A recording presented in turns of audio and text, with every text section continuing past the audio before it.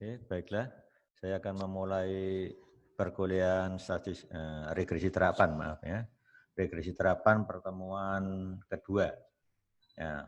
Oke, saya awali dengan ucapan Assalamualaikum warahmatullahi wabarakatuh. Minggu kemarin saya sudah menjelaskan sampai ini ya, kalau nggak salah sampai ini. Jadi tujuan kita membuat model regresi linear berganda baku itu adalah untuk mengecilkan skala atau magnitud dari X. Ya.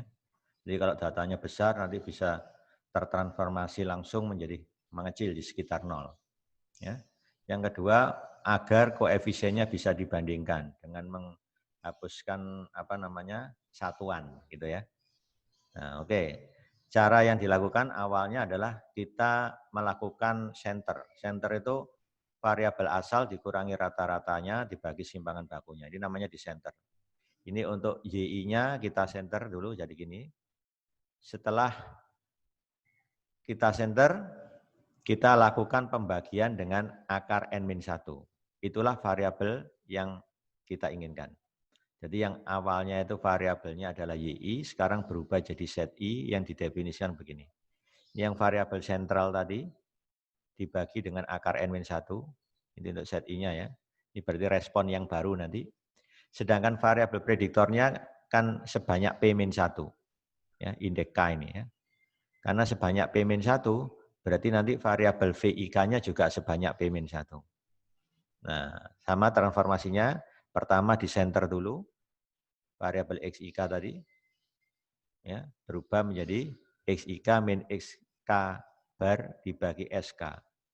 SK itu simpangan baku dari variabel XK. Kalau SY simpangan baku dari variabel Y, gitu ya. Yang kemarin saya terangkan ini. Nah, jangan lupa dibagi akar N min 1.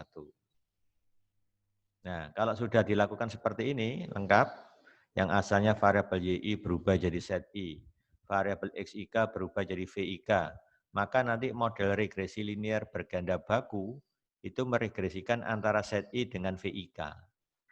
Nah, jadi modelnya jadi begini. Ya, jadi begini modelnya. Nah, ini kalau kita cek, model 1.14 ini sebenarnya sama persis dengan model asal, model regresi linear berganda.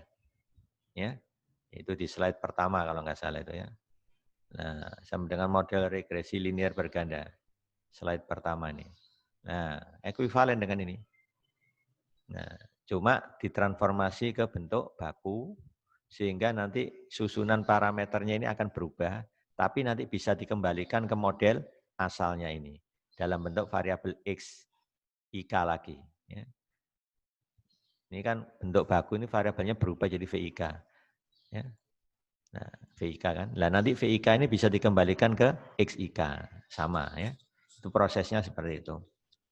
Nah, cuma errornya kalau dibentuk regresi linear berganda baku, errornya dibedakan. Ini pakai epsilon I aksen, kalau yang tadi epsilon I saja. Itu bedanya ya. Jadi yang kita estimasi nanti adalah gamma 1 sampai gamma P-1. Jadi parameternya berkurang 1 kan. Kalau di regresi yang bentuk asal itu kan parameternya P. Di sini hanya P-1. Mulai gamma 1, gamma 2, sampai P-1. Tapi nanti bisa dikembalikan ke beta 0 topinya. Ya, nanti ada caranya ya. Oke, itu prosesnya.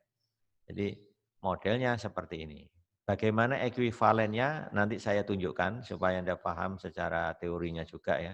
Sedikit tentang teorinya juga harus paham.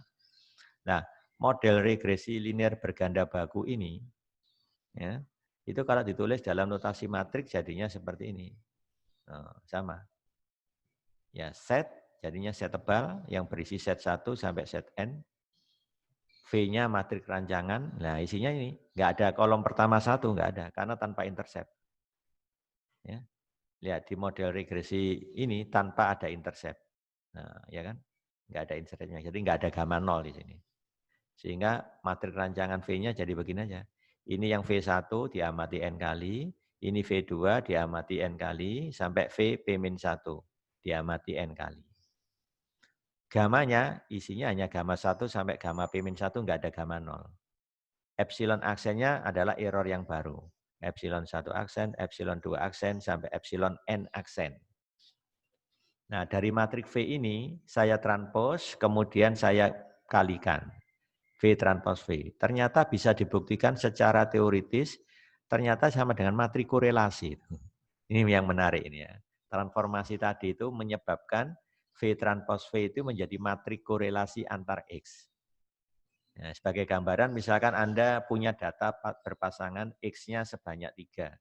Ada X1, X2, X3, kemudian ada Y. Nah, matrik rancangan untuk V-nya nanti ini hanya melibatkan V1, V2, V3 saja. Jadi ukurannya jadi N kali 3. Nah, kalau V transpose V jadi ukurannya 3 kali 3. Ya kan? N kali 3 yang ditranspos kan jadi 3 kali N, dikalikan N kali 3 kan jadi 3 kali 3. Nah, 3 kali 3 itu isinya ya nanti diagonal utamanya 1, di 1, 1, 1 gitu jadinya. Nah, yang ini korelasi antara X1 dengan X2 gitu. Namanya R12. Kalau R13 korelasi antara X1 dan X3. Terus di bawah sini nanti ada R23. Korelasi antara X2 dan X3 gitu. Bentuknya RXX, simbolnya RXX. Nah, ini yang menarik dari bentuk baku ya. Ya, sekarang kita hitung V transpose Y-nya. Nah, ini nanti buktinya ya. Ini V transpose Z, maaf ya. V transpose Z-nya kita hitung. Nah, sekarang kita ingin buktikan, benar enggak bahwa matrik V transpose V itu sama dengan ini. Nah, kita harus buktikan di sini, benar enggak diagonal utamanya 1. Kalau Anda lihat, V transpose dikalikan V, itu kan sama aja transposnya ini. Jadi nanti ini ya jadinya, ini pindah menjadi baris pertama, kolom pertama jadi baris pertama, dikalikan dengan V. V-nya ini sendiri. Kan sama aja mengalikan ini kuadrat. Ya, jadi V transpose dikalikan V, berarti kan? Nanti Anda harus pakai buram ya, ambil kertas, buram gitu, silakan hitung V transpose dulu, jadi ini ditranspose dulu. Kemudian kalikan V, nah ini baru paham ya. Nah nanti ternyata V transpose V itu isinya elemen diagonal yang pertama ini, baris pertama, kolom pertama itu diperoleh dari jumlah kuadratnya ini. Yang elemen diagonal kedua, ini adalah jumlah kuadratnya ini. Silakan dicek. Ini sifat dari V transpose V. Sampai yang terakhir ini. Jadi nanti ini jumlah kuadratnya ini berarti yang bergerak adalah I-nya. Jadi sigma VI 1 kuadrat. Nah, jadi ini sebenarnya nanti isinya ini adalah sigma VI 1 kuadrat, sigma VI 2 kuadrat, sigma VI P-1 kuadrat. Nah, sebanyak P-1 ya. Kalau diterapkan ada 3 variabel prediktor ya sigma VI 3 kuadrat. Sudah, ukurannya 3 kali 3. Nah, sekarang kita buktikan sigma VI 1 kuadrat ini. Nah, sigma VI 1 kuadrat. Ingat VI 1 tadi adalah XI 1. Kan tadi VIK sama dengan XIK min X bar K dibagi akar N-1 S1. S1 itu simpangan bakunya X1, ya kan? Nah, kalau indeks K-nya saya ganti 1, berarti kita masuk variabel prediktor X1. Ya, jadi ini VI 1. Ya. Jadi ini menggantikan dari ini tadi. Nah ini dari sini. Ganti dari persamaan 1.13. Kalau K-nya 1, berarti ini K-nya 1, ini 1, ini 1. Gitu aja. Ya. Oke, jadi gini. Nah sekarang Anda lihat ini. Yang nggak mengandung indeks itu sebenarnya nggak bergantung indeks, itu konstan atau konstanta. Maka keluar dari notasi sigma. Akar N-1 dikuadratkan jadi N-1. Loh, keluar dari sigma. S1 kuadrat, nggak ada indeks I, keluar dari sigma. Nah, sehingga konstantanya keluar S1 kuadrat kali N-1. Nah, yang nggak boleh keluar yang ada indeks I sama pasangannya ini, X bar 1 ini nggak boleh keluar. Jadi nanti tinggal sigma X I1 min X bar 1 kuadrat. Coba Anda perhatikan yang ini. Seper N-1 sigma XI1 min X bar 1 kuadrat, ini tidak lain adalah variansinya X1. Nah, ini variansinya X1. Masih ingat rumus variansi X ya di statistika 1?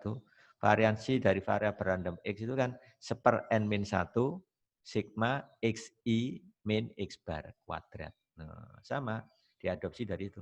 Kalau X-nya saya ganti X1, nulisnya jadi begini. Nah, gitu ya. Jadi gini, nah ini namanya varian X1 yang lambangnya adalah S1 kuadrat. S1 kuadrat bagi S1 kuadrat 1. Gitu ya. Nah, sekarang berikutnya. Kalau saya tanya yang di sini, yang di sini, nah, benar nggak sama dengan korelasi nanti? Ya, ini sama saja dengan ini dikali itu dijumlah.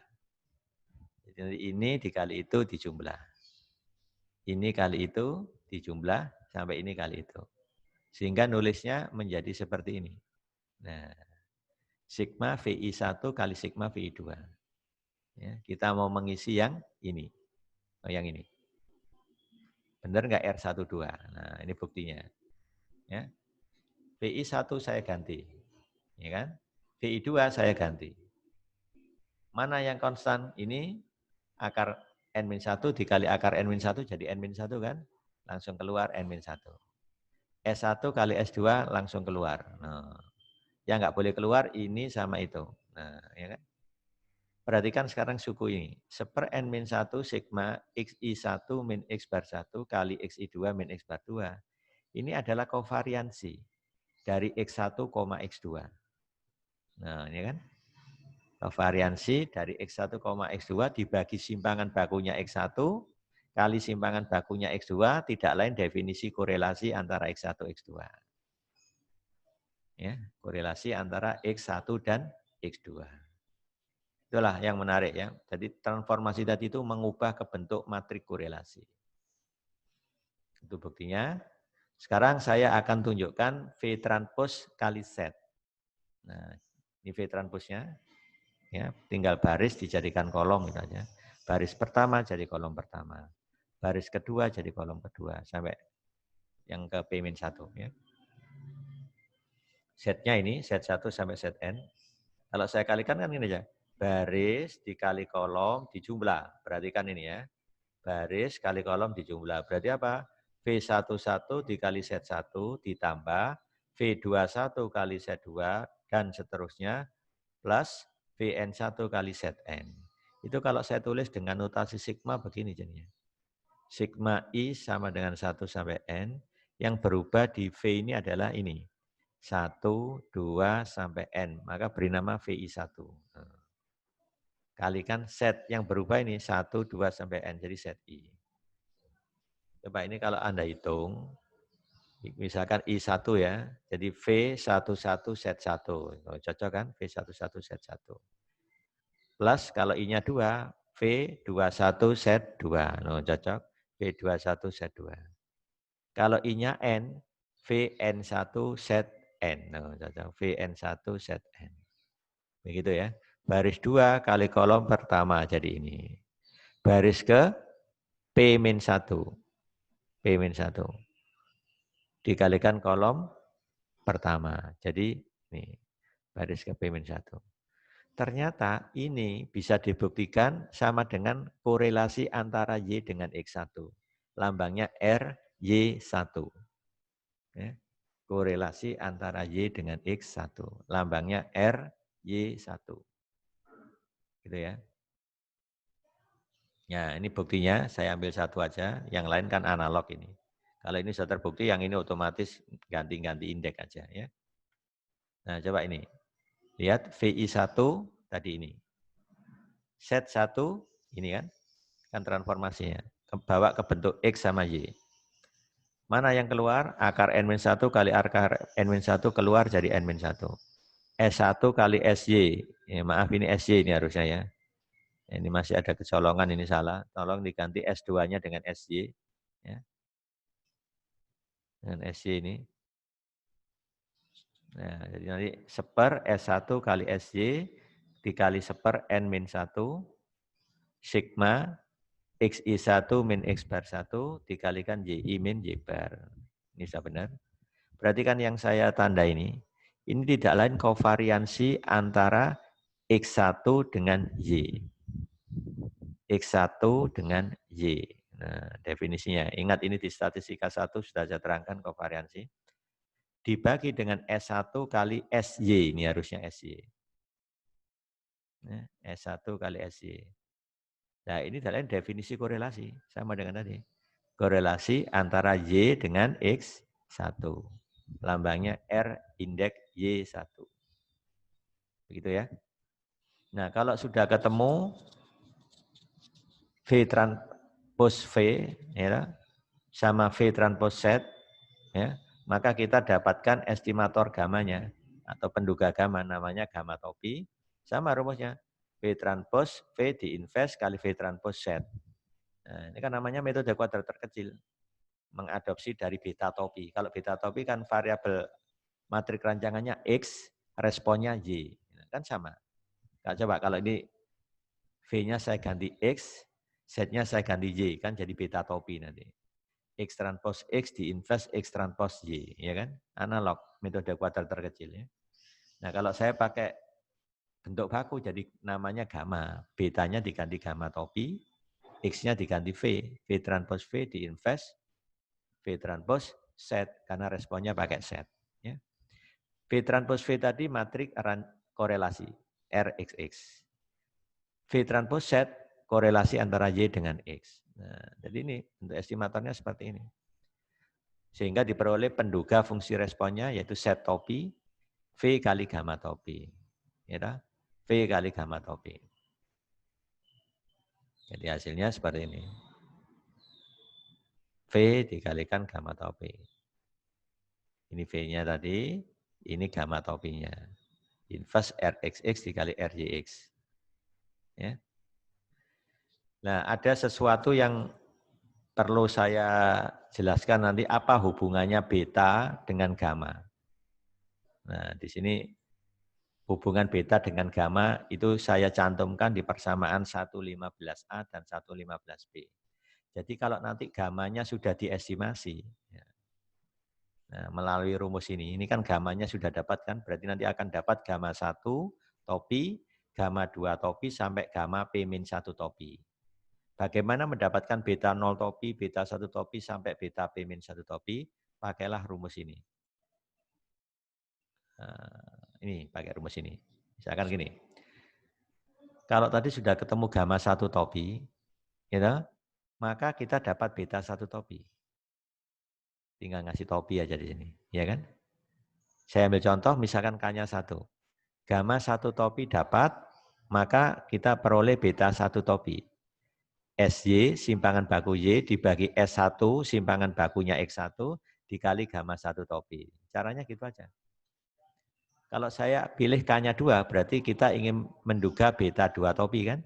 Berarti SY dibagi S2, S2 itu simpangan bakunya X2, dikalikan gamma 2 topi. Dan seterusnya sampai K-nya P-1, beta P-1 topi. SY dibagi S P-1, yaitu simpangan baku variabel prediktor X P-1, dikalikan gamma P-1 topi. Selesai. Nah bagaimana dengan beta nolnya? Beta nolnya diperoleh dari sini. Nah, Y bar kurangi beta 1 topi X bar 1, kurangi beta 2 topi X bar 2, sampai beta P-1 topi X bar P-1. Ini diperoleh dari mana persamaan ini? Nah, oke. Rumus ini akan saya jelaskan, ya. Akan saya jelaskan. Ini sudah saya siapkan kalau kita nggak punya alat khusus untuk membuat ini. Sebenarnya ada alat yang bisa nulis, cuma itu nanti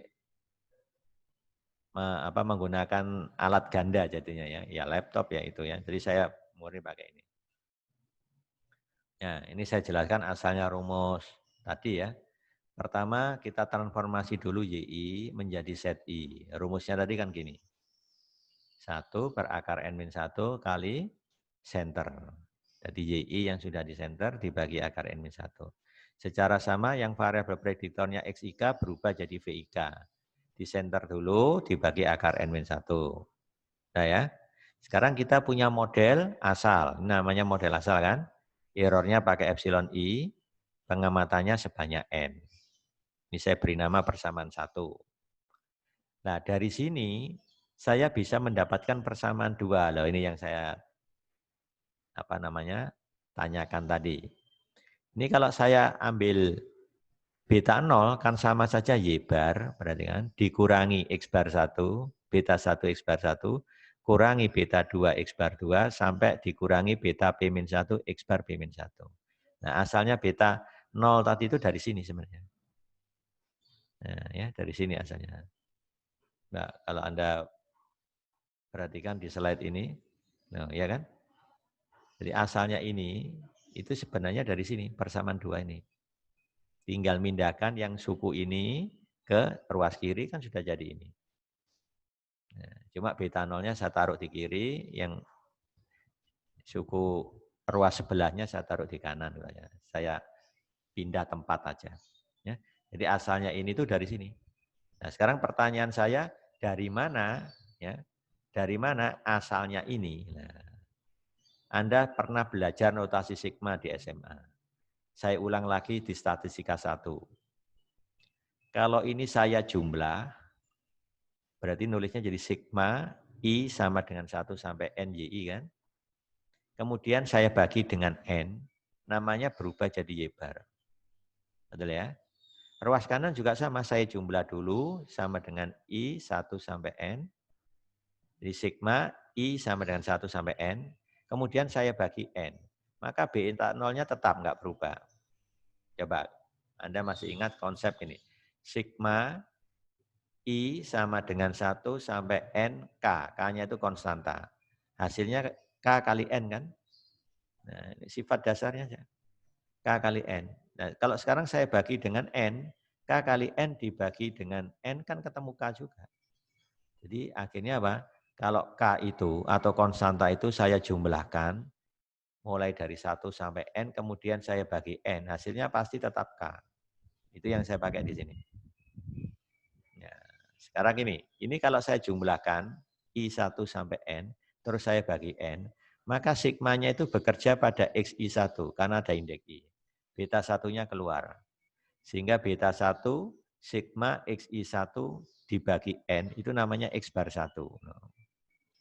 Ini beta 2 keluar, sigma XI2 dibagi N namanya X bar 2. Nah, sampai yang terakhir ini. Loh, epsilonnya kemana? Karena diasumsikan rata-rata dari epsilon I itu 0. Ingat ya, epsilon I berdistribusi normal kan? Rata-ratanya 0, variansinya sigma kuadrat. Masih ingat, asumsi regresi linear berganda. Berarti ini nanti kalau dijumlah 0, hilang. Nah, itu buktinya ya.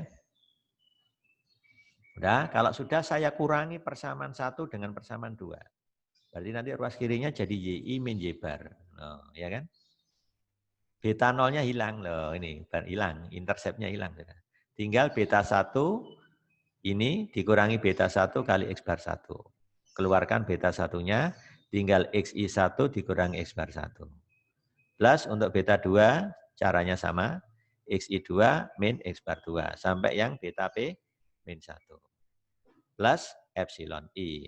Ini ada epsilon I-nya kan. Nah, modelnya jadi gini. Sekarang model ini saya modifikasi. Mau saya bentuk menjadi baku. Caranya variabel yang kiri saya bagi dengan akar N-1 kali SY. Supaya nilainya tetap gak berubah ya harus saya kalikan dengan suku yang sama kan. Akar N-1 kali SY. Karena ini kalau dicoret kan 1, kembali ke sini lagi.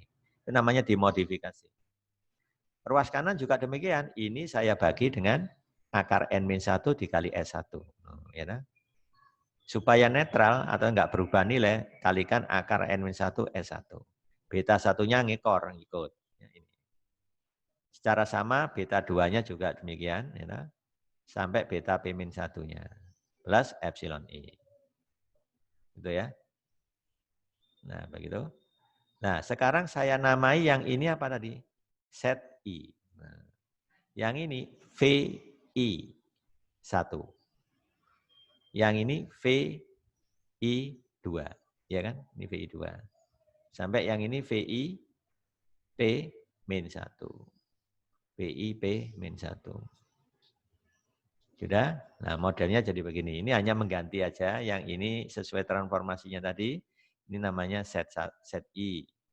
Yang ini VI1, yang ini VI2, dan seterusnya ini VI P-1. Ya kan?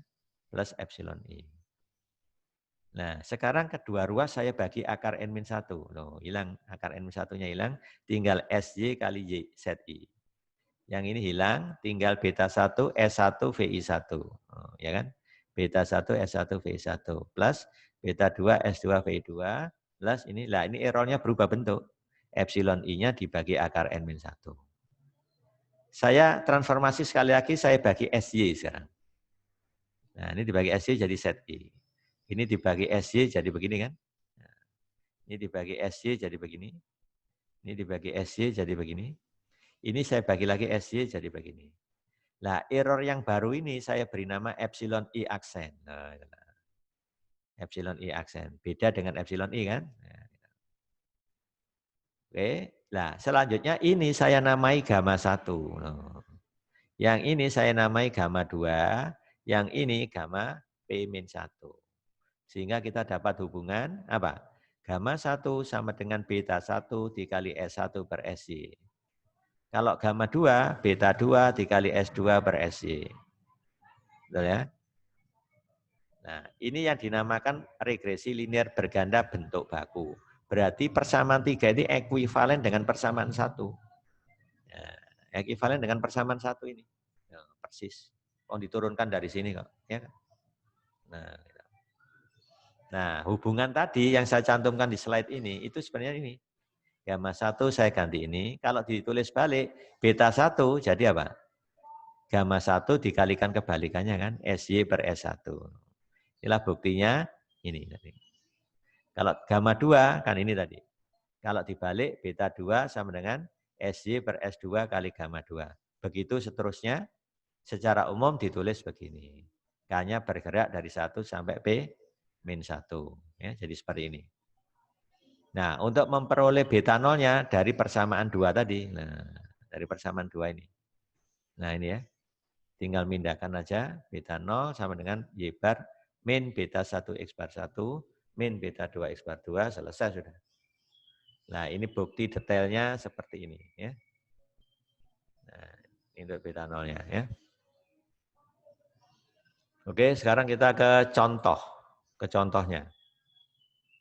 Contohnya ini adalah data Sartan Company yang menggambarkan volume penjualan dalam gross botol dilambangkan Y yang dipengaruhi oleh jumlah penduduk dalam ribuan jiwa X1 dan per kapita discretionary income ya. Per kapita discretionary income dalam dolar X2. Datanya disajikan dalam tabel 1-2 sebagai berikut. Ini datanya. Jadi sebanyak 15 wilayah diamati. Wilayah 1 diamati, volume penjualannya 162, jumlah penduduknya 274.000, per kapita ya, discretionary income-nya 2.450 dolar, misalkan itu ya, dan seterusnya. Gunakan pendekatan regresi linear berganda baku. Ini ya. Estimasilah fungsi responnya. Jadi ini akan kita estimasi. Kita ngikuti prosedurnya tadi. Nah, ini saya bakukan variabelnya. Caranya apa? Saya pakai alat bantu di Minitab. Nah, nanti saya peragakan di contoh ya. Nah, saya pakai alat bantu Minitab, berarti nanti YI berubah jadi ZI, X1 berubah jadi V1, X2 berubah jadi V2. Ya. Setelah itu saya regresikan. Nah, regresikan saya ini pakai alat bantu apa? Minitab, ya. Nanti akan keluar nilai RXX-nya yaitu V transpose V. Nilainya ini. Berupa matrik ukuran 2x2 kan? Karena variabel prediktornya cuma 2. Jadi tereduksi jadi ukuran 2x2. Ya, kemudian diinvest, ini juga pakai komputer, langsung ketemu hasilnya ini. Meskipun gampang kan, kalau invest matrik ukuran 2x2 itu kan seperti determinan, determinannya itu AD kurangi BC, dikalikan joinnya kan. Ini diputar, diagonal utama diputar, yang ini dilawankan. Nah, Seperti ini hasilnya ya. Ini kita serahkan ke komputer aja ngitungnya ya. Nah, RJX-nya juga kita hitung pakai komputer, nanti ketemu ini. Ya, ketemu ini.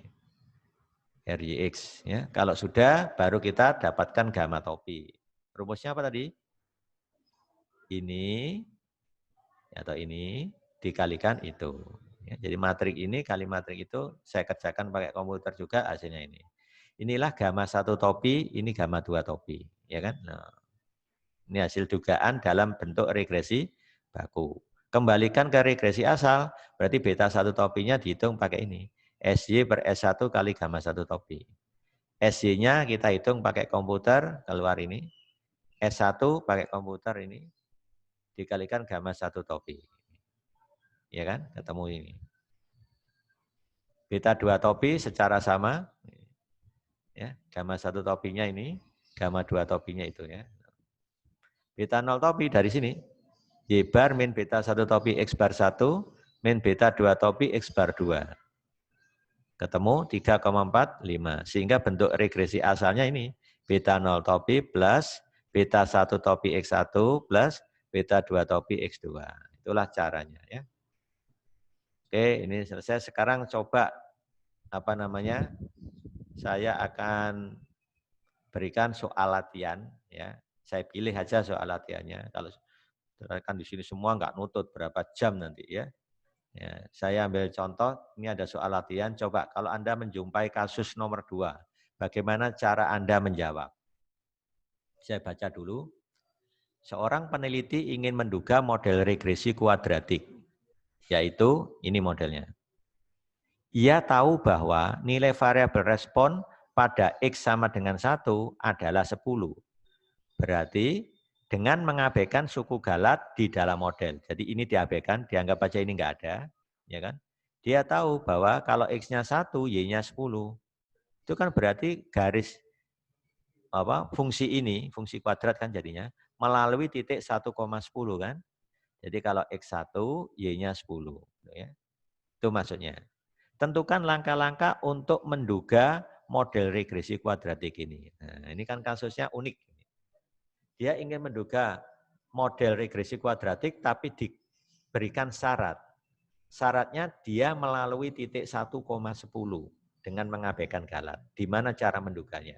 Itu yang jadi pertanyaan di soal nomor 2 ini. Nah, ini kalau saya kerjakan dengan nulis tangan cepat kalau di offline ya, di kuliah offline karena ini online itu juga ada keterbatasannya juga ya. Nah, makanya ini saya bantu menjelaskan di sini. Nah, ini kalau Anda jawab rinci seperti ini harusnya. Langkah-langkah untuk menduga model regresi kuadratik melalui titik 1,10 ya, dengan mengabaikan suku galat tentunya adalah sebagai berikut. Pertama, diberikan model ya.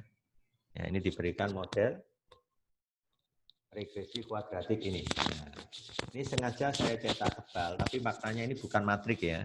Y-nya ini bukan Y1 sampai YN, bukan. Karena ini supaya kelihatan aja. Ya. Y-nya ini harusnya Y tipis, beta 0-nya tipis, X-nya tipis juga. Ya. Karena ini bukan matrik. Ini cuma saya tebali aja. Ya. Ya, kita ya. Ini adalah regresi kuadratiknya. Model regresi kuadratik ini melalui titik 1,10 dengan mengabaikan suku galat. Sehingga diperoleh begini kan. X-nya saya ganti 1, Y-nya saya ganti 10, maka dapat ini kan. Nah, ternyata ada hubungan antar parameter.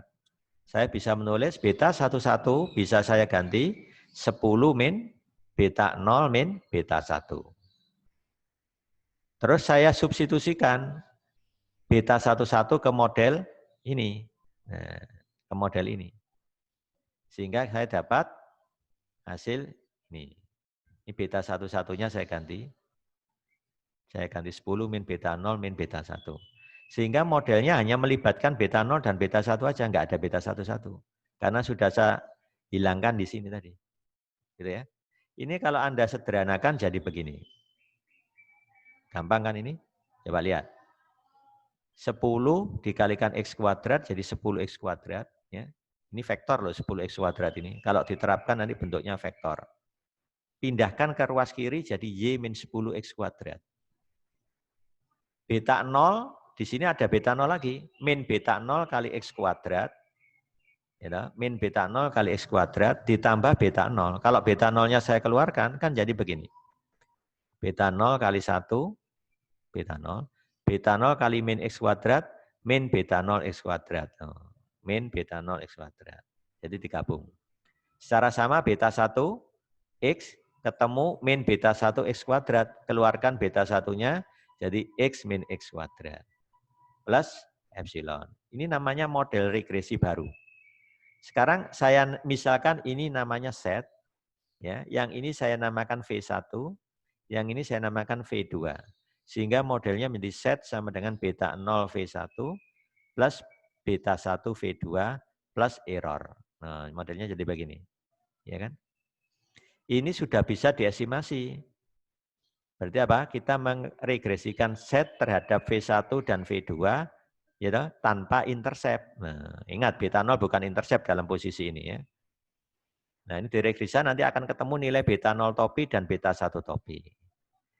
Bagaimana mendapatkan beta 1-1-nya? Ya, pakai ini aja. Setelah ketemu beta 0 topi dan beta 1 topi, masukkan ke sini. Nanti dapat beta 1-1 topi, sehingga hasilnya secara lengkap di langkah 5 ini. Nah, caranya begitu ya. Ini bisa saya peragakan dengan Minitab. Ya, saya ambil ilustrasi, saya punya data seperti ini. Ya, datanya ini. Oke, saya tarik ke kiri. Nah, ini ya data saya. X, Y. Oh, untuk meyakinkan saya plot dulu. Graf, scatter plot. Nah, pakai simple aja. Nah, Y-nya saya klik di sini. X-nya saya klik di sini. Oke, langsung aja oke. Oh, ya kan? Mirip kuadratik ini. Nah, kalau regresi ini didekati dengan kuadratik, pasti R kuadratnya tinggi, mendekati 100%. Ya. Nah, ini pasti mendekati 100%. Oke, ini saya tutup. Saya coba pakai regresi kuadratik langsung tanpa syarat tadi.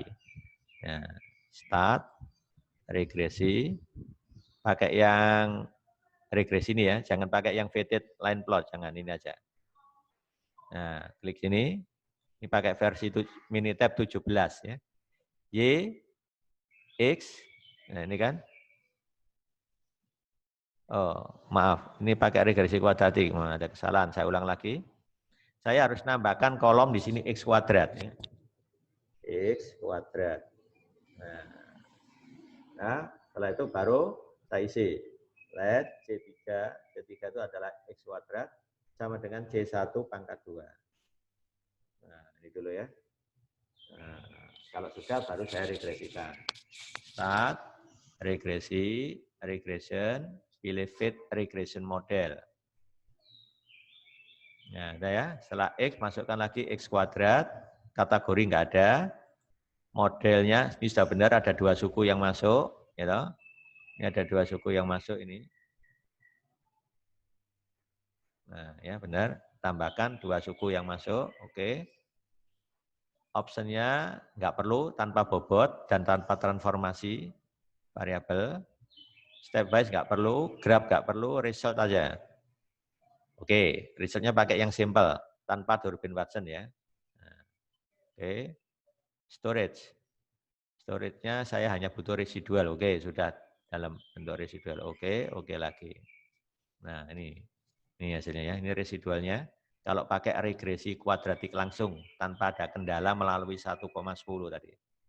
Nah, kita lihat di sini R kuadratnya 99,5%. 99,5%. Iya kan? Nah, ini. Nah, ingat software Minitab ini kalau regresinya itu mencantumkan intercept itu beta 0, maka bisa mengeluarkan R kuadrat. Tapi kalau intercept-nya saya hilangkan, dia tidak mengeluarkan R kuadrat. Nah, karena software-nya tidak dirancang ke sana, tapi nanti bisa kita hitung. Ya. Lihat ini ya, 99,5%. Sekarang saya coba soal 2 ini, melalui titik 1,10 tadi ya. maka prosesnya saya harus membentuk variabel baru namanya V1 dan V2 serta set. Ya, serta set. Ya, gitu ya. Nah, caranya mulai dari V1 dulu. Nah, lihat V1 dulu. Apa? Let. Saya pakai nama V1 ini juga boleh, bisa ya. V1 sama dengan S. V1 sama dengan apa?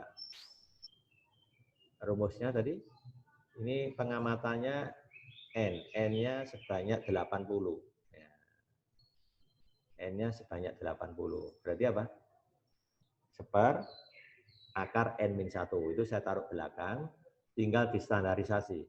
V1 center dari apa? X. Ya kan? Center dari maaf ini, maaf salah persepsi saya. P1 tadi apa rumusnya? P1 itu adalah 1 dikurangi X kuadrat. Maaf saya. Let V1 sama dengan 1 dikurangi X kuadrat. X kuadratnya itu saya simpan di X copy 2. Nah, coba kita enter, mau nggak? Keluar ya. Ini V1, sedangkan V2-nya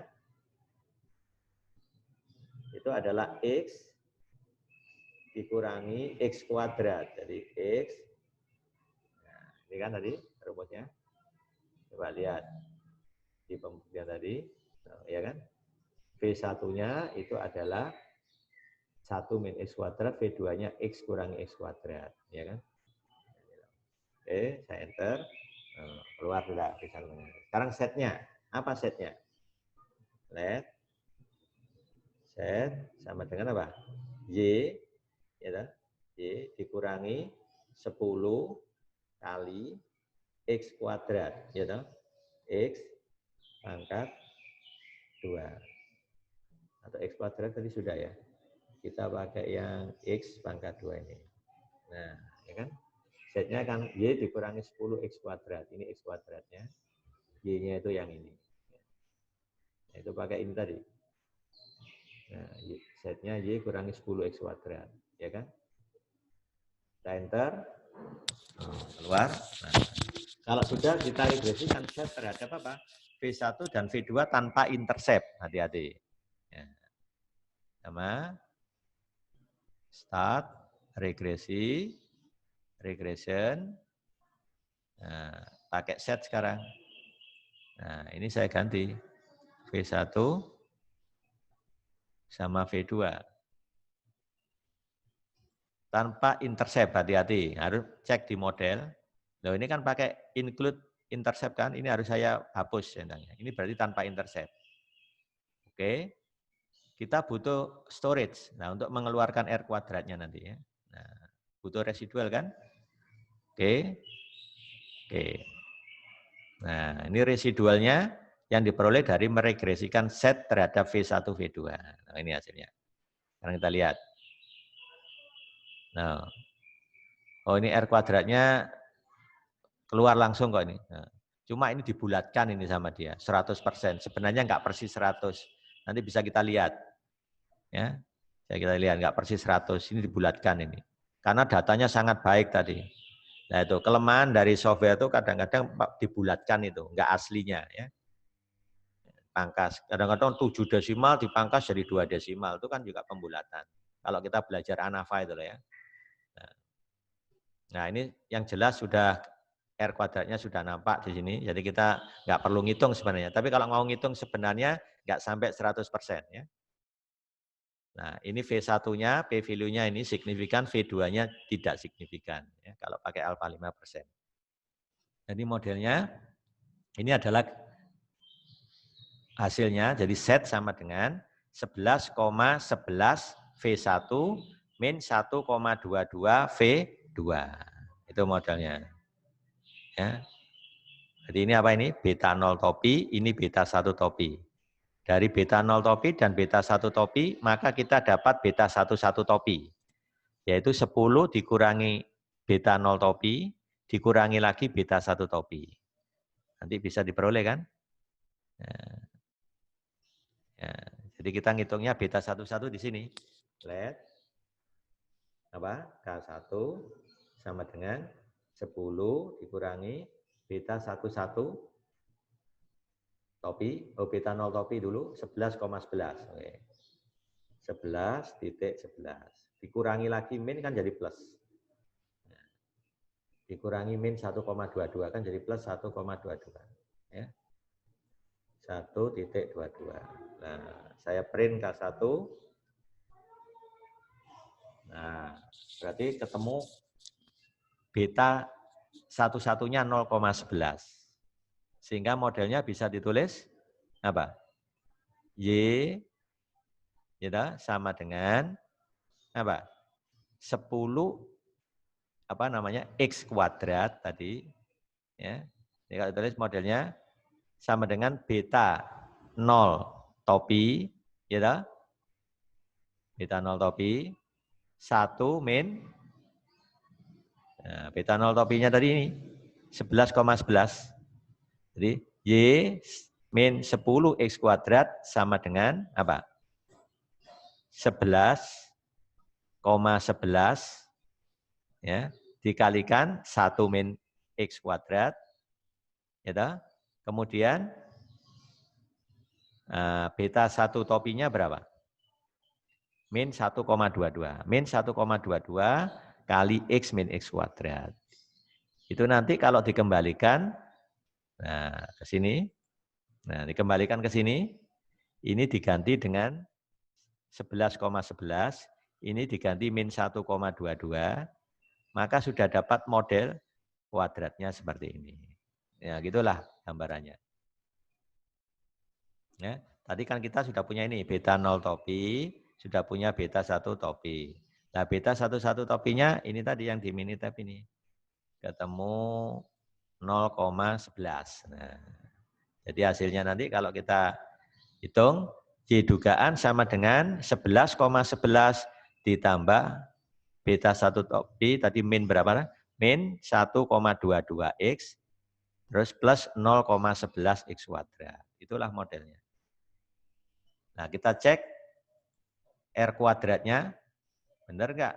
Cukup tinggi. Di sini tulis 100% sebenarnya dibulatkan.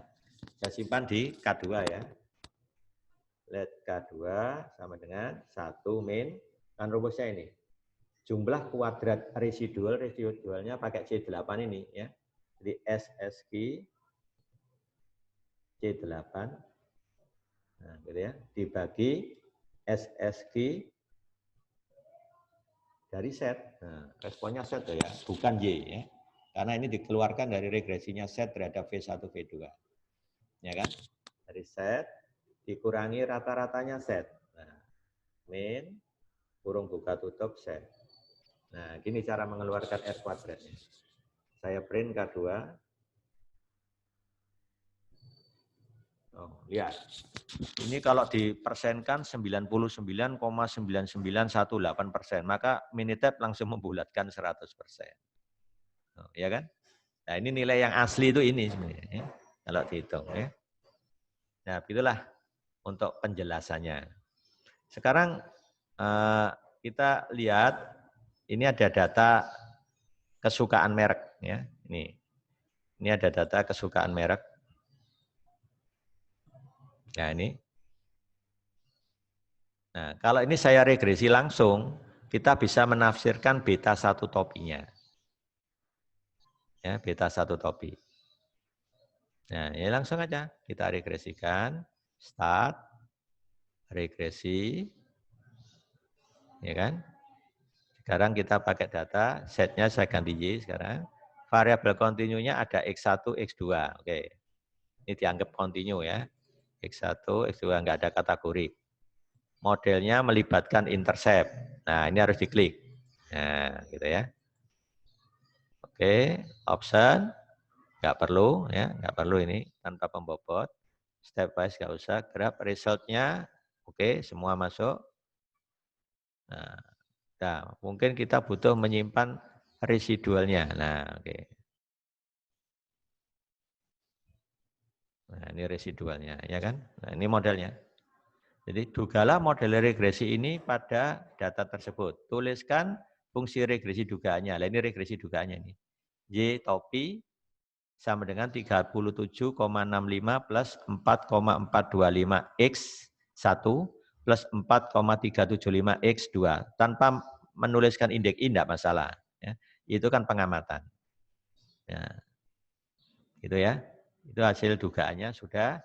Bagaimana beta 1 topi ditafsirkan di sini? Nah, beta 1 topi kan berarti yang ini. Ya. Jadi penafsirannya gini. Jika X1, mana X1 nih? Nah ini, apa X1? Kandungan uap air. Jika kandungan uap air itu meningkat 1 satuan, gitu ya, maka rata-rata derajat kesukaan terhadap merek akan meningkat sebesar 4,425 apabila variabel kemanisan produk dianggap tetap. Nah, itu cara menginterpretasikan gitu ya. Kalau regresi berganda begitu. Coba saya ulang.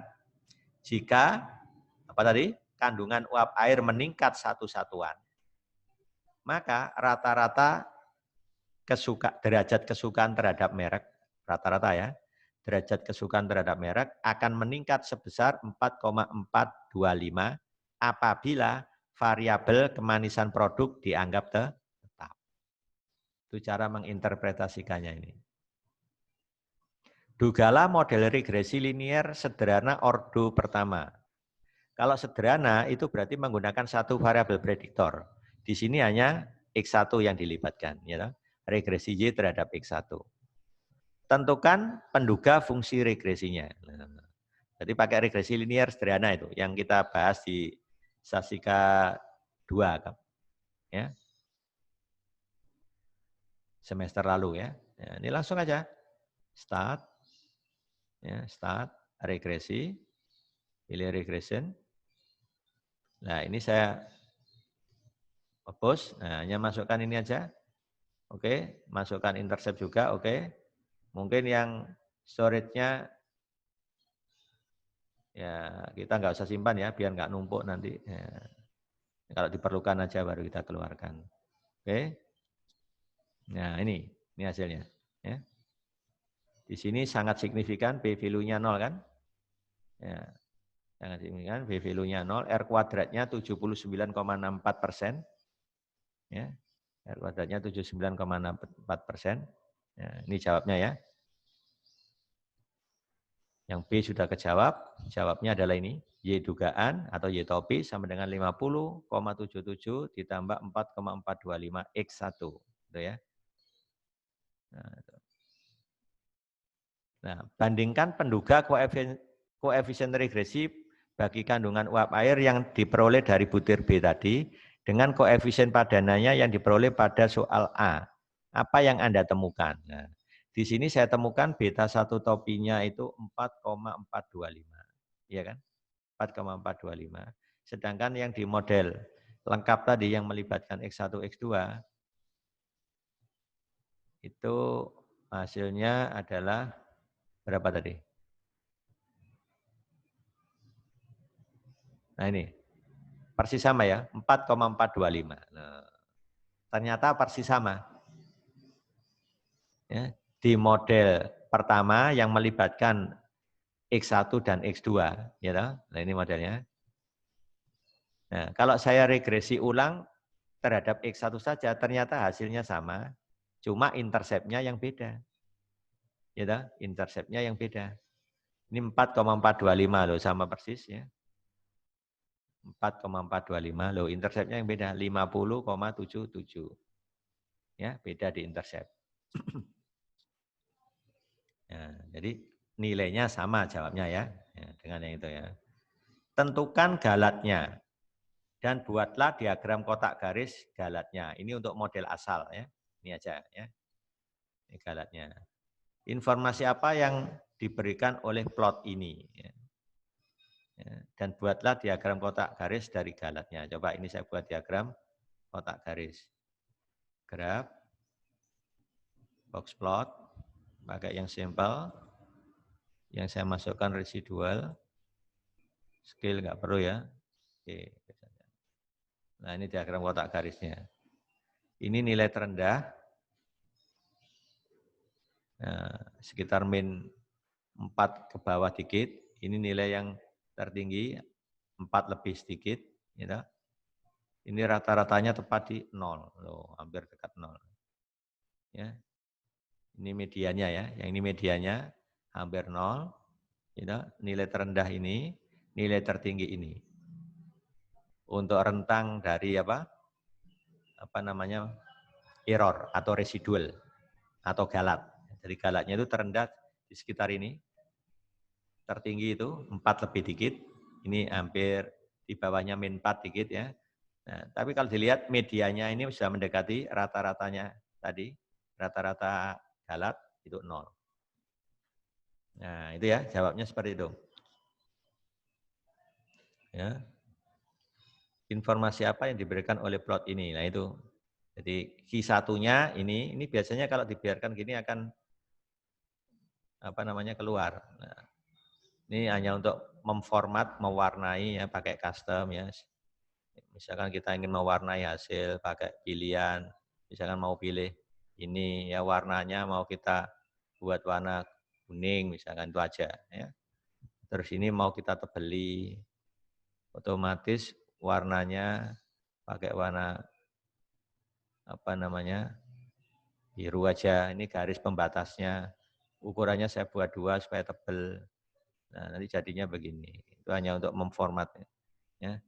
Cuma di sini tidak keluar angkanya. Kalau di Minitab versi 16 malah bisa keluar ini. Ya, nilainya berapa ya. Untuk mengetahui persisnya ini ya. Nah ini ya, ini adalah Q1, ini Q2, ini Q3, ini nilai error terbesar, error terkecil. Gitu ya. Yang jelas dia menyebar di sekitar 0. Ya. Dari plot, diagram box plot ini ya. Buatlah plot galat terhadap Y dugaan. Nah, ini saya tutup dulu. Tutup. Ini residual terhadap Y dugaan. Y dugaannya tadi belum saya simpan. Oke, saya regresi ulang. Ya, tuh. Tapi di sini saya simpan dugaannya fit-nya. Nah, oke. Oke lagi. Nah, ini namanya Y dugaan. Jadi buatlah plot galat terhadap Y dugaan. Kita lihat. Graf, scatter, simpel ya. Galat. Galatnya tadi adalah resi 1 terhadap X ya. X-nya ini apa? Fit. Nah, kita lihat. Oh, begini. Plotnya ini menyebar ya di sekitar apa? 0. Tidak membentuk pola. Nah, kalau kita punya gambar seperti ini, berarti galatnya ini variannya hampir konstan. Nah, tidak membentuk pola. Lek membentuk pola misalkan linier atau kuadratik ya, atau eksponensial, itu baru variannya berubah mengikuti Y dugaan. Ya, ini Y dugaannya bergerak ke kanan, residualnya enggak berpola. Ya. Nah, ini hampir memenuhi asumsi klasik ini, bahwa variannya homogen, atau kasusnya homoskedastisitas. Ya itu ya gambarnya. Terhadap X1 sekarang. Ya, terhadap X1. Ya, graf scatter tadi apa tadi? Scatter plot ya. Ya. Simple galat terhadap X1. Nah, kita lihat. Oh, juga sama menyebar di sekitar 0, enggak berpola kan? Sekarang terhadap X2. Graf terhadap X2. Kita lihat. Nah, begini. Ini 0, enggak berpola juga. Ya, karena X2-nya itu datanya itu hanya 2 sama 4. Ya, enggak berpola. Untuk X2-nya sebesar 2, dia menyebar begini. Ya. Rata-ratanya 0. Di 4 juga dia menyebar. Ya, ini kalau diambil rata-rata sekitar di sini. Ya. 0 juga, ya gitu. Ya, begitu ya, sebaran galat. Ya. Oke, sekarang saya interaksi dulu. X1 kali X2. Nah, di sini ya. X1, X2. Nah, saya hitung dulu, let.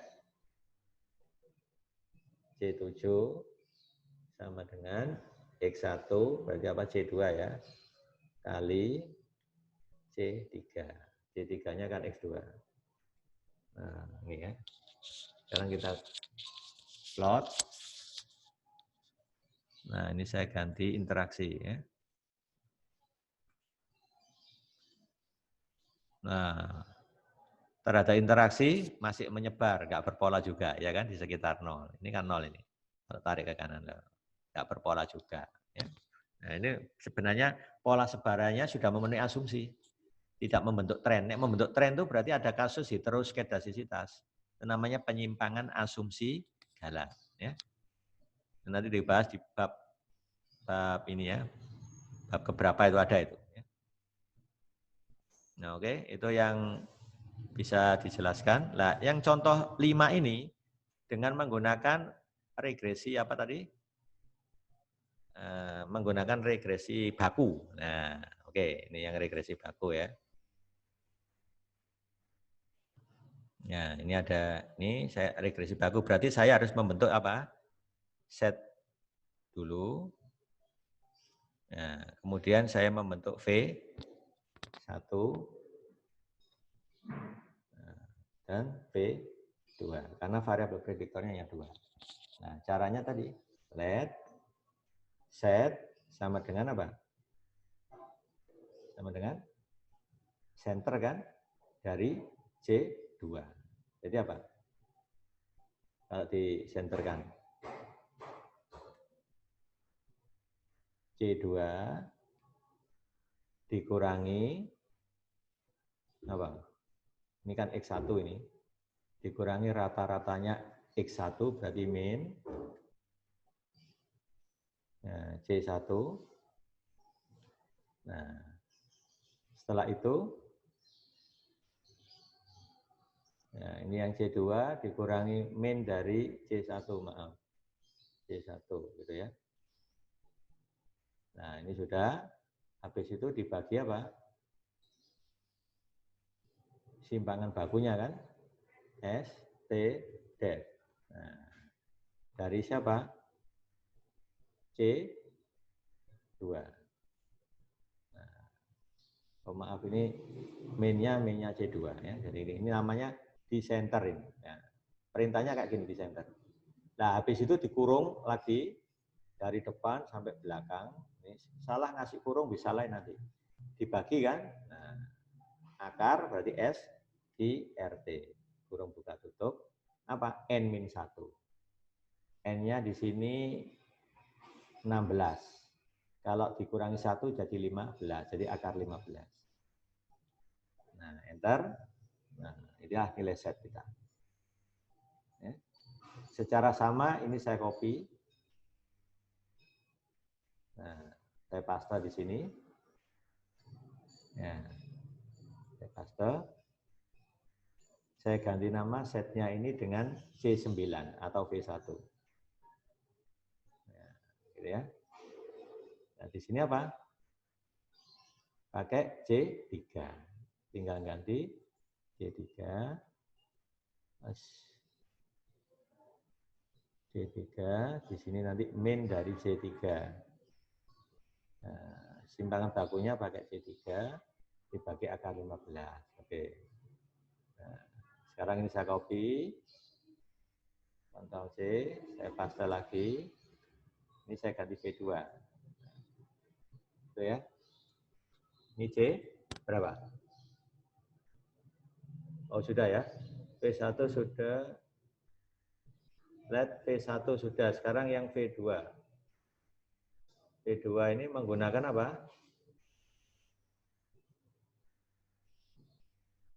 Oh, salah ya. Maaf, ada kesalahan ini. Ada kesalahan. Apa yang salah? Set itu berhubungan dengan apa? Y. Nah, C4 harusnya. Nah, saya ulang lagi aja, enggak apa-apa. Nah, saya ulang lagi. Nah, center. Oke, jadi ini yang dilakukan tuh yang baru, yang lama ditindih. Jadi set itu untuk Y, berarti C4. Nah, ini yang buru-buru tadi ya, C4. Ini yang C4. Oke. Nah, ini set yang benar. Sekarang V1. V1 berhubungan dengan apa? X1, berarti C2. Nah, ini harusnya Ctrl C, Ctrl V. Nah, ini harusnya V1. Nah, ya kan? V1 kan diperoleh dari X1, ya kan? Ini C2. Bisa benar. Nah, baru saya Ctrl V lagi, sekarang yang V2. V2 itu berhubungan dengan apa? X2, yaitu C3. Nah, ini C3. Nah, ini C3, B. Nah, sudah. Ini saya hapus saja biar nggak mengganggu ya. Nah, ini ya caranya begitu. Nah, personalisasi, baru kita main copy sekarang. Saya butuh mengcopy V. V-nya itu apa? Copy dari V1, V2. Gitu. Copy ya, V1 dengan V2, saya simpan di matriks M1. Nah, gitu ya. Nah, habis itu saya transpose. Ini M1 itu matriks V. Saya transpose perintahnya pakai trans ini aja. M1 saya simpan di M2. Nah, berarti M2 itu V transpose, M2 itu. Baru saya kalikan. Multip V2 dengan apa? V, oh maaf, kok V2. M ya.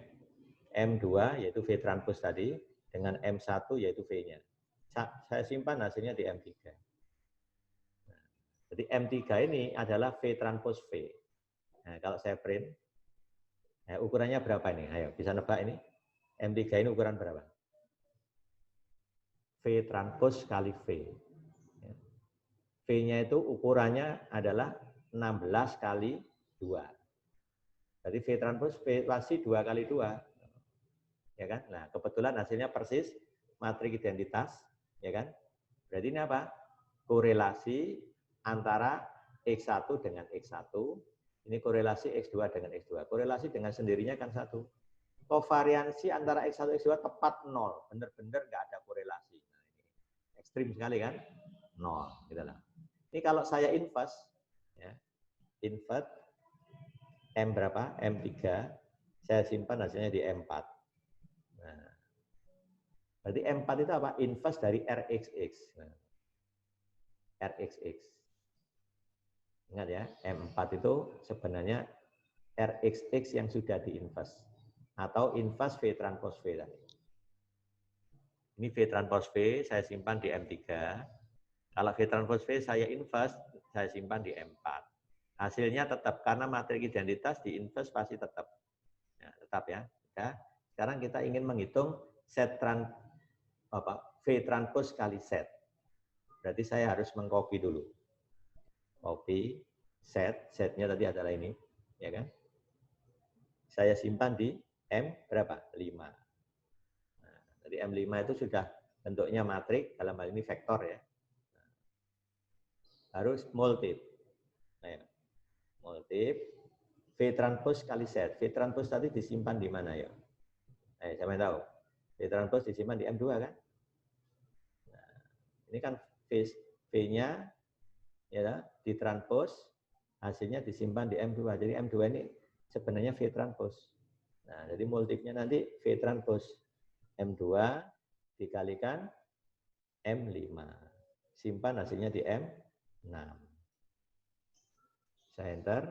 Nah, kita print coba. M6. Nah, ini yang jelas berupa apa? Vektor. Ya, V transpose dikalikan apa tadi? Set. Jadi vektor dimensinya 2 kali 1. Nah, 2 kali 1. Ini yang dinamai gamma 1 topi. Oh maaf, ini baru V transpose kali set. Nah, baru multip. multip apa? M berapa tadi? Yang diinvest tadi M4.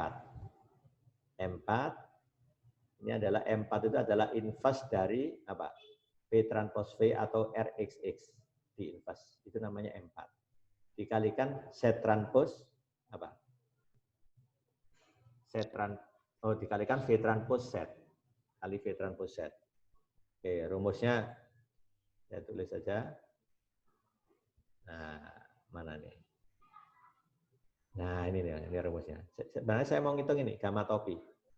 Inverse RXX, tadi yang RXX-nya kebetulan matrik identitas kan 1001, di inverse tetap. Nah, RJX itu V transpose Z. Nah, ini yang saya hitung tuh V transpose Z hasilnya ini. Jadi sekarang multip apa? Ini kan? Nah, atau ini. Namanya ini adalah M4, dikalikan ini. Nanti namanya adalah M6. Jadi M4 kali M6 simpan di M7. Nah, M7 itu sebenarnya gamma topi. Hasilnya tetap. Kenapa? Karena M4 itu matrik identitas juga. Matrik identitas dikalikan M6, M6 hasilnya pasti ini nanti. Coba kita print M7. Print M7. Oh, sama kan? Oh, persis sama. Nah, inilah gamma topi kita. Berarti kalau saya tulis Z topi sama dengan 0,892393 V1 plus 0,394581 V2. Kalau dikembalikan ke bentuk betanya bagaimana? Ya pakai LED. LED apa? K1. K1 itu adalah beta 1. Apa rumusnya? SJ dibagi S1 dikalikan gamma 1 topi. Nah, ini kan gamma 1 topi. Nah, SJ itu apa artinya? Simpangan baku Y. Perintahnya ST def Y. Nah, Y-nya adalah ini C4. Nah, C4. Ya, setelah itu dibagi ya kan? Dibagi ST def kurung buka tutup apa? X1. X1-nya kan C2. Nah, sudah. Kalau sudah tinggal dikalikan apa? 0,8 ini. Ini yang gamma 1 topi. Nah, Ctrl V. Sudah, kita enter. Nah, itu sudah ketemu apa? Beta 1 topi. Nah, sekarang yang beta 2 topi analog saya simpan di K2. Nah, tinggal ganti ini sama ya. Ini SY-nya, ini diganti apa? C3. C3 kan miliknya apa? X2. X2. Jadi ini S2-nya ini. Ini S1, yang ini S2. Gitu ya. Dikali, lah ini harus diganti. Ini harus diganti. Ganti gamma 2. Nah, ganti gamma 2. Ctrl V. Nah, baru kita masuk ke beta 0. Let K3. Ini beta 0. Apa? Rumahnya Y bar. Y bar kan berarti mean dari Y. Y-nya tadi adalah C4. Nah, ya kan? C4. Dikurangi apa? K1. Ini yang adalah beta 1 tadi. Dikali X bar. X bar itu mean dari X1. X1-nya apa? C2. Gitu ya. Dikurangi lagi apa? K2. K2 itu apa? Beta 2 topi. Ya. Dikalikan min dari apa? C3. C3 itu adalah X bar 2. Nah, jadi min C3 itu sebenarnya X bar 2. Ya, saya ulang. Min C3 itu sebenarnya X bar 2. Kalau min C2 itu X bar 1. Ya. Jadi ini adalah Y bar. Min C4 itu adalah Y bar. Ya kan? Jadi Y bar dikurangi beta 1 topi. Nah, beta 1 topinya kan sudah saya pakai K1. Dikalikan X bar 1 min beta 2 topi X bar 2. Oke. Nah, baru saya print ketiganya. Kalau dari urutan K3 aja, ini beta 0, kemudian beta 1, baru beta 2 topi. Nah, jadi nanti modelnya apa? Y topi sama dengan 37,65, ya kan? Ditambah 4,425 X1 ditambah 4,375 X2. Itulah model dugaan kita. Ya, melalui proses bentuk baku. Sekarang kita cross check, benar nggak hasil ini tuh? Kalau kita menggunakan regresi langsung, kan katanya tadi ekuivalen. Iya kan? Katanya ekuivalen. Ya, kita lihat aja. Start, regresi, regression. Nah, regresinya apa? Antara Y, ya kan? Dengan X1 dan X2. Jangan lupa pakai intercept, ya oke, betul. Residualnya nggak usah disimpan, base-nya juga nggak usah. Nah, langsung oke. Persis sama kan? 37,65 beta 0 topi. Tadi kita hitung 37,65 persis. Beta 1 topi 4,425. Nah, cocok, ya toh? Beta 2 topi 4,375. Nah, 4,375 persis sama, ya. Itulah proses membakukan nanti sama dengan langsung regresi terhadap Y terhadap X. Jadi regresi Z terhadap V tadi itu dibakukan, nanti hasilnya akan analog dengan regresi Y terhadap X kalau dikembalikan ke asal, ya. Begitulah. Ya. Kemudian tafsirkan saya kira sama, cara menafsirkan seperti tadi, ya. Kalau kita apa namanya? Gamma 1 topi, ya. Gamma 1 topi tadi nilainya kan 4,425. Nah, cuma menafsirkannya agak apa namanya? Beda sedikit, ya. Ya, ini kan. Berarti ini kalau saya tulis Z sama dengan 0,892393 ini gamma 1 topi, V1 plus 0,39458 V2. Jadi apa? Kalau V1-nya meningkat satu satuan, maka rata-rata Z akan meningkat 0,892393. Apabila V2-nya dianggap tetap. Begitu menyimpulkannya untuk gamma 1. Ya. Nah, kita ngomongnya sudah dengan bahasa V1, V2.